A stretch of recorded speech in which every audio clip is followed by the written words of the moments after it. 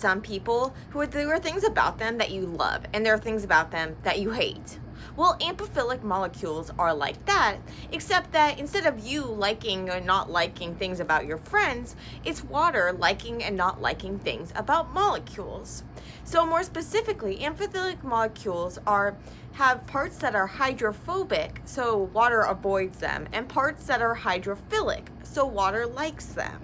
Some common amphiphilic molecules we'll take a look at are soaps and detergents, which can form micelles, so these like bubble things that can trap gunk and let you wash it away, and phospholipids, which make up our cellular membranes, and they form these lipid bilayers. So you can think of a long row of these with kind of like this sandwich structure. Water is very selective about who it hangs out with. So water molecules, as I'll go into more detail later, they're really sticky to one another, and so they want to form as many water-water contacts as they can. If they can't have water-water contacts, they also really like having contacts with hydrophilic things. So things that have like a partial charge or a full charge, they really like these because water has partially charged parts, as we'll see. It's really polar. And so a hydrophilic thing will have those partial charges or those full charges, things that water really likes. Hydrophobic regions will be basically like hydrocarbons. They're really just boring. They offer like nothing charged, nothing partially charged. They're just really boring for the water. And so it's like, I don't want to hang out with you. I want to hang out with other water molecules instead. And so the water will kind of try to gang up around it. This creates a hydrophobic effect where the things that are hydrophobic are going to be excluded from the water's network, and so they're going to be like squished into occupying the smallest space possible. Amphiphilic molecules can also be like other things, but typically the ones that we refer to the most are like these detergents, so like artificial soaps and soaps and like phospholipids. And so these all have this like hydrophilic tail and this hydrophilic head and the hydrophobic tail. But these can have different properties. So the heads can be charged or they can be neutral. So some of the common detergents we use in the lab are sodium dodecyl sulfate, so the SDS in your SDS page, that's ionic. It has a charged head. But tween and triton are non-ionic. They don't have charged heads, but they're still hydrophilic heads. As I'll get into later, we can actually use detergents to help us purify membrane proteins to try to keep so the hydrophobic parts can hang out and kind of take the place of the phospholipids, the lipidy part of the phospholipid, and kind of shield those parts that are normally transmembrane. And then you have the hydrophilic parts that are making it water soluble, so you can solubilize these proteins and purify them out. And as we'll see, this can be used for example, in the Novavax vaccine to purify spike protein from insect cell. So with phospholipids, you're going to form these double membranes, and with like soaps and detergents, you can form micelles. So those like bubbly things. So when you have soap, a soap can come in and it can like disrupt the membrane because it looks like it, right? And so it can kind of sneak in there, but because it's more flexible and loosey-goosey and stuff, now it can break up all this like nice lipid membrane, and so this can help you like break open cells and like virus particles and stuff. I'll look in some more detail at how these amphiphilic molecules are doing their job, as well as how we use them in our daily lives, and because I'm a lab rat, how we use them in the lab. In order to understand amphiphilic molecules, we really need to understand water.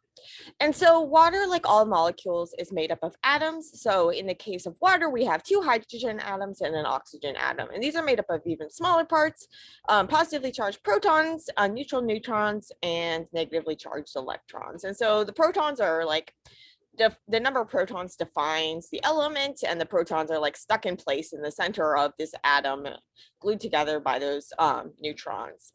But the electrons are like free to roam around and interact, and so it's actually by sharing pairs of electrons that atoms come together to form molecules. And these electrons are really kind of like in these clouds, like these electron clouds, where we can really only predict like where they're probably located, not like where they're actually definitely located. But if we were to look at a molecule So they're sharing pairs of electrons, but they don't always share fairly. And this is the case with water. So if we were to look at like where the electrons were hanging out, more of the time the electrons are going to be hanging out with the oxygen because it's really electronegative.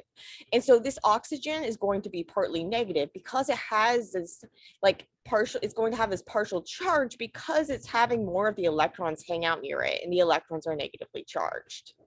The hydrogens, on the other hand, because they're having electrons pulled away from them that they're supposed to be sharing with this oxygen, right? But it's not sharing fair. And so these hydrogens are going to be partly positive. And so you're going to have this polarity. And so you have these partial negative parts and these partial positive parts. And this is going to make water molecules really want to bind to one another. And they can do this like hydrogen bond with one another, which is like the strongest like weak attraction type of thing. Where so these oxygen, this lone pair of oxygens, these lone pair of atoms on the oxygen can form a hydrogen bond with the hydrogen from another water molecule, and the hydrogen form a bond with the oxygen. And so you can have these like 4 bonds per water molecule forming bonds to 4 other water molecules. So you basically get these like huge water networks, and water really likes to hang out with the other things that are like watery.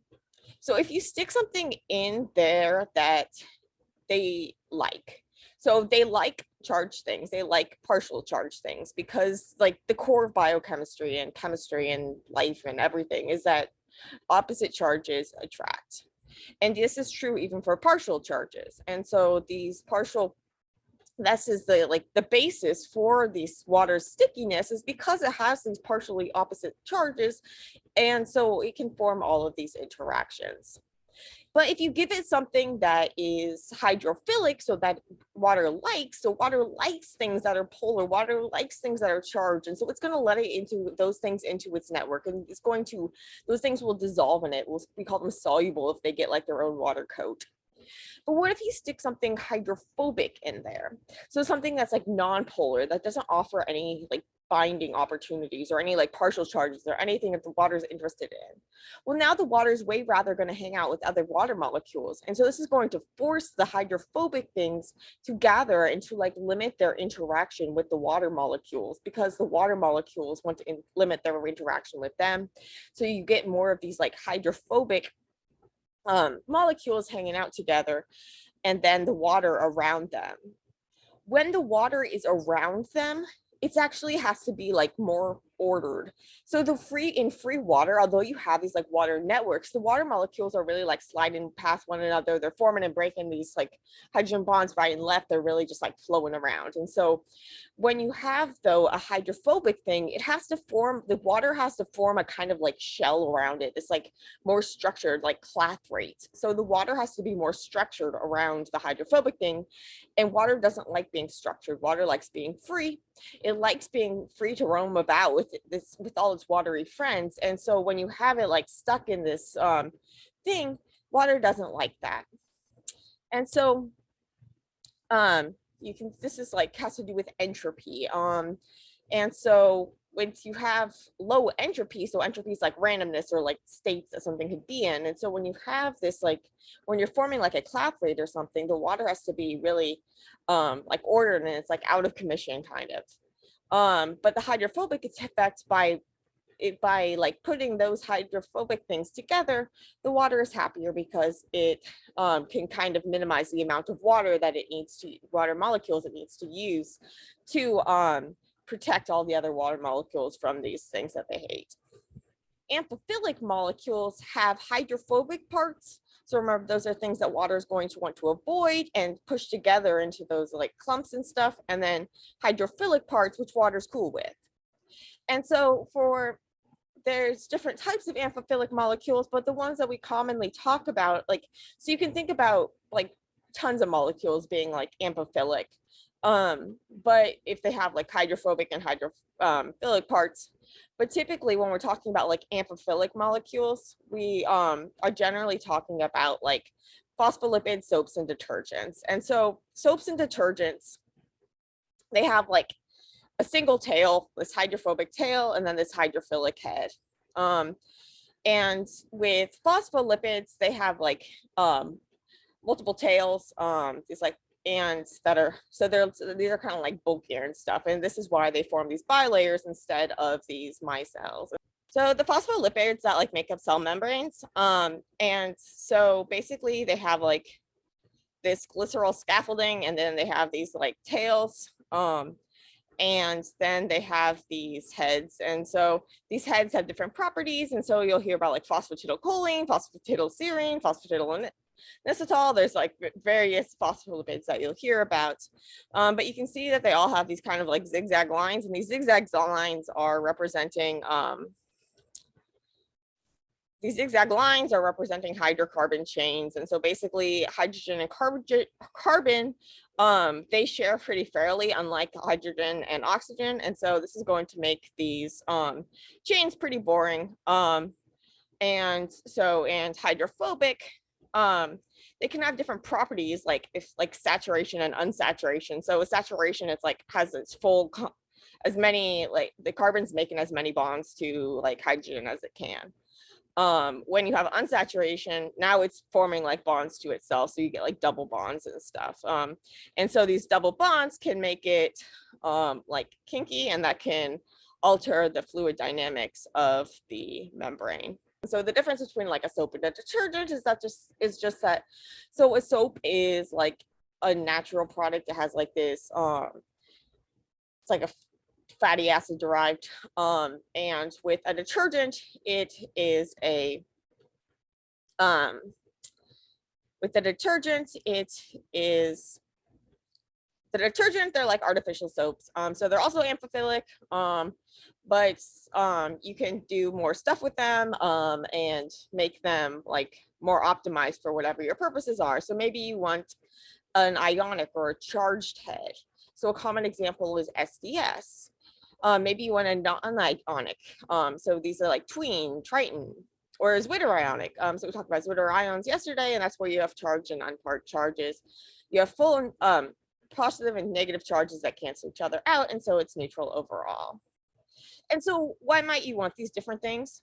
Well, so for SDS, we've talked about SDS page, and that's where we take proteins, and we're trying to like, we have a sample with a bunch of proteins in it, and we want to see what's in it, like size wise.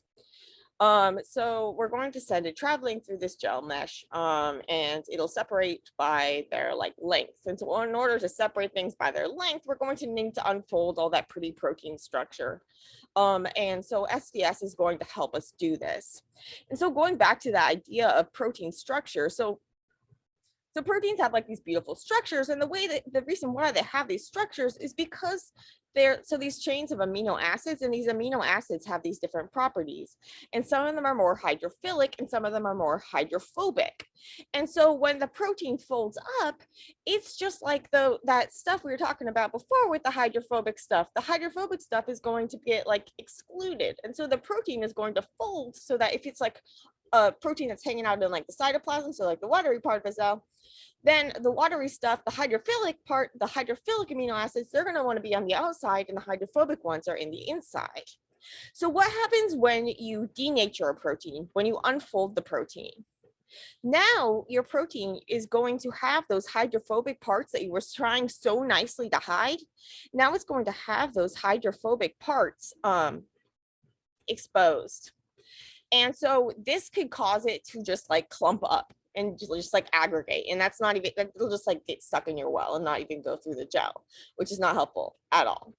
So with SDS, instead of just helping denature it, so kind of like slithering in and stuff, so you typically use it with heat as well, what it's going to do is the hydrophobic part is going to glob onto all the hydrophobic parts of the protein, and since it still has this hydrophilic head, it's going to keep the protein like soluble, because the water will hang out with this, remember? And so you have all this negative charge, and the water's like, okay, I'm cool with that. And then you have all the hydrophobic parts hanging out with other hydrophobic parts, and so all's good. And the negative charge also helps let us get them to travel through the gel, and make sure that the protein stays linear and stuff, because negative charges don't like each other, and so they're going to keep it kind of like linear. So SDS is really helpful. And so in that case, we want this ionic property because we're going to use that to like propel the protein through the gel. And we want something that's like harsh because we really want to denature the protein to really unfold it. However, there are times when we don't want something that's like a harsh detergent. We want something a little milder. And so we often use like Tween or Triton, which are these non-ionic detergents when we're working with proteins. And so sometimes we need to add a little bit of detergent when we're working with proteins because the proteins can, if they have some proteins just they can be prone to kind of like aggregating. And so if you have a little detergent that can kind of like help keep the parts that don't like water as much, keep them happy, or that water doesn't like as much, keep them happy and keep things dissolved and happy, and also like prevents just like non-specific interactions. And so you can think of it as being like, so when a protein is in a cell, there's tons of other stuff around. And so it's typically not just like hanging out on its own. And then if you stick a bunch of protein in there, like hang out on its own, then it might like make interactions that it wouldn't normally make because there's not really any alternatives around. And yeah, so but another time you would want to use a detergent is when purifying like a membrane protein. So like when I talked about Novavax, so like the vaccine that is based on like this making spike protein and in insect cells and then like purifying it and delivering it so your body can make antibodies to it. So when they purify the spike proteins, they can use a detergent to break up the phospholipid membranes that the spike protein is embedded in. And then because these detergents like to form those micelles, then they can incorporate these protein molecules into the micelles. And so we're able to isolate this protein while still keeping its hydrophobic part embedded in a lipidy environment. So this protein isn't just going to freak out and clump up. There are also lipids that the head groups are like ionizable, but they're not like in a pH dependent fashion. And so with like lipid nanoparticles, like often, so like those used with the mRNA vaccines, the mRNA, they encase it in this like lipid nanoparticle. And so some of these lipids are like they are ionizable. And so basically if this gets taken in like as in like endocytosed or whatever, and so if it ends up in this like acidic pocket in like this little acidic bubble inside the cell, when it's acidic, there's also protons around, and these molecules can actually take on a proton to become a cationic lipid. And so they'll stay, they won't become cationic until you're in an acidic environment. And so this makes them good. So this isn't an example. This is just to show you what a cationic lipid could look like. But so in the case of like a pH dependent one, it wouldn't become positively charged until you're like where you want it to be able to be positively charged. And you'd want it to be positively charged when it was like trapped in that little membrane bubble inside of the cell, because then it can kind of sneak into the membrane and kind of disrupt things and help get the mRNA out. And you can also form like films with amphiphilic molecules. So we talked before about how like at the surface you could have that monolayer that's helping reduce the surface tension. So you can also like trap gas inside, and this can form like this film where you have this layer of water with the soaps on either side, and this allows you to make bubbles that don't like snap as if you had just like water, it would just be trying to like snap back in. But here you have the surfactant, you have the soap acting as a surfactant, reducing the surface tension and allowing there to be bubbles. So you might have heard of like surfactant in the context of like premature babies and their lungs not making enough surfactant. So they may start making surfactant later in development. And so premature babies, if they're born before they make the surfactant, then they can have trouble breathing. And so basically the body, like your lung cells make the surfactant. So it makes its own kind of like soapy thing. And so it's this mixture of like lipids and proteins, and it's going to help to reduce the surface tension of the water in the little like air sacs in the lungs. And because those lungs, so the water would kind of like be pinching in because of that surface tension. And so that can cause these air sacs to collapse. But the surfactant is going to lower the surface tension, just like the soap's lowering the surface tension in a bubble. And that's going to help keep these air sacs inflated. And so with like premature infants, there are now like synthetic versions of surfactants and stuff that can be administered to help these babies breathe. So lots of amphiphilic molecules, such as soaps and detergents, can also act as what we call surfactants. Surfactants. What this means is, this comes from surface acting agents. So we've been talking about how these molecules align themselves like in water, or in like the boundaries between watery environments. But what if you have like an air environment? So if you have like an air, if you have air out here and water in here, okay? So your water molecules, they're going to be hanging out here. And so the water molecules below them, you have this giant water network because water really likes itself, remember? And so these water molecules are all going to be, they're going to be binding to like water molecules kind of like in all directions, so there's no net force.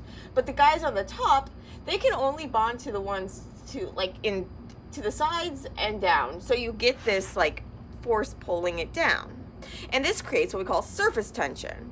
And so the water is kind of like pulling in. So you have this surface tension. Now, though, what if you were to put a lipid molecule here? So the lipid molecule, it's not going to want to hang out. The water's not going to want to hang out with the lipid molecule, remember? But it'll hang out with the hydrophilic head. So what can happen is you can have the phospholipid insert itself kind of like this, so that the hydrophilic head is in the water and the hydrophobic tail is sticking out.